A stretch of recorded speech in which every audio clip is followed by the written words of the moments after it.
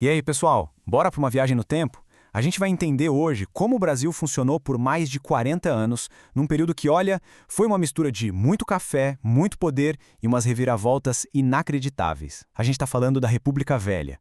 Então, a pergunta que não quer calar é: como é que uma república que nasce com os militares no comando acaba numa revolução? É isso que a gente vai investigar agora. Vamos montar esse quebra-cabeça e ver como essa máquina política superpoderosa foi criada e, principalmente, por que ela parou de funcionar lá em 1930.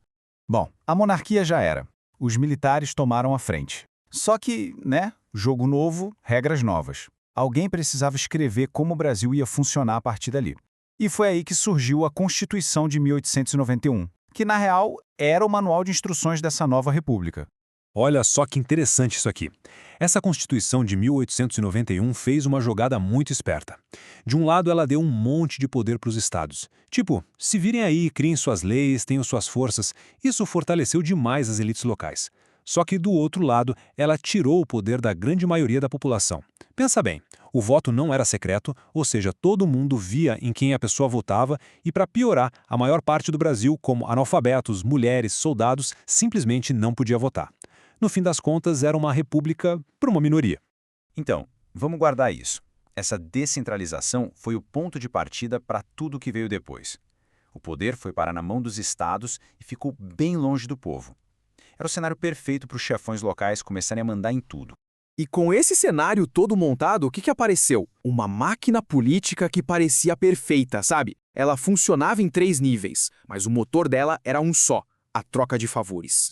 Na base de tudo, a peça fundamental dessa máquina era o famoso coronel. E olha, não tem nada a ver com o exército, tá? O coronel era o grande fazendeiro, o cara rico, dono de um monte de terra, que controlava a vida de todo mundo na região dele. Em troca de proteção, de emprego, ele exigia lealdade política. Ele era a engrenagem que fazia tudo girar. Daí vem o famoso voto de cabresto.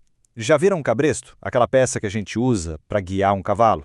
A ideia era a mesma. O coronel basicamente pegava o eleitor pela mão e o levava para votar em quem ele quisesse. Como o voto era aberto, não tinha como escapar. Ela votar no candidato do coronel ou sofrer as consequências. E aqui a gente entende a pirâmide do poder. Funciona assim, ó. Lá na base, o coronel garantia os votos. Com esses votos, o governador do estado era eleito. E esse governador, por sua vez, dava apoio para os políticos que o presidente da República precisava lá no Congresso. Em troca, o presidente fingia que não viu o que os governadores e coronéis faziam nos seus estados. Era um grande acordo, uma corrente de favores que mantinha todo mundo no poder. Essa aliança toda ficou conhecida como política dos governadores. E no topo mesmo, tinha um arranjo ainda mais famoso: a política do café com leite. Basicamente, os dois estados mais poderosos, São Paulo, o rei do café, e Minas Gerais, forte na pecuária, se revezavam no poder. Eles combinavam entre si quem seria o próximo presidente. O poder não saía da mão deles. Ok, mas toda essa máquina política precisava de um combustível para rodar, né? E o combustível que fazia tudo isso acontecer era um só: o café. Gente, para ter uma noção, o café não era só importante. Ele era praticamente tudo para a economia do Brasil. Pensa que mais de 70% de todo o dinheiro que o país ganhava vendendo coisas para o exterior vinha do café. Era com essa grana que o governo pagava as contas e modernizava o país. O Brasil respirava café. Aí que vem o problema. Os fazendeiros produziam tanto, mas tanto café, que começou a sobrar produto no mercado. E com muito café sobrando, o que acontece com o preço? Cai, despenca. E o que a elite cafeeira fez? Foi chorar no colo de quem? Do governo, óbvio, a máquina que eles mesmos controlavam. Eles exigiram que o governo desse um jeito de salvá-los do prejuízo. E a solução que eles arrumaram, o tal do Convênio de Taubaté, foi o auge do sistema. Olha a lógica. O governo pegava dinheiro emprestado de outros países e usava essa grana para comprar o café que estava sobrando, mantendo o preço lá em cima. Resumindo, o lucro ficava no bolso dos barões do café, mas a dívida? A dívida era paga por toda a população através dos impostos. O lucro era privado, mas o prejuízo era de todo mundo. Só que essa máquina política não foi pensada para o povo, né? A grande maioria, os mais pobres, os trabalhadores, eles estavam totalmente fora desse jogo. E uma hora, a conta chega. A panela de pressão social começou a ferver e o povo se rebelou. E essa revolta apareceu em 2 cenários bem distintos. De um lado, no campo, marcado pela miséria e pelo abandono. Do outro, nas cidades, que cresciam de forma desorganizada e cheia de desigualdade. No campo, a situação era de puro desespero. A gente tem exemplos muito fortes, como a Guerra de Canudos. Ali, uma comunidade liderada pelo religioso Antônio Conselheiro só queria viver com um pouco mais de dignidade. Mas a República viu aquilo como uma ameaça e mandou o exército. Foi um massacre. Anos depois, na Guerra do Contestado, a mesma coisa. Milhares de pessoas expulsas de suas terras por causa de uma ferrovia se revoltaram e foram esmagadas. Eram pessoas lutando pela própria sobrevivência. Já nas cidades, a raiva era contra o autoritarismo do governo. No Rio de Janeiro, teve a revolta da vacina. Imagina só, o governo chega, manda derrubar sua casa e ainda quer te obrigar a tomar uma vacina sem explicar direito? A população se revoltou, claro. E pouco depois veio a revolta da chibata. Marinheiros, em sua maioria negros e mestiços, não aguentavam mais os castigos físicos terríveis que sofriam. Liderados por João Cândido, eles se rebelaram. Era o povo dizendo, chega de desrespeito.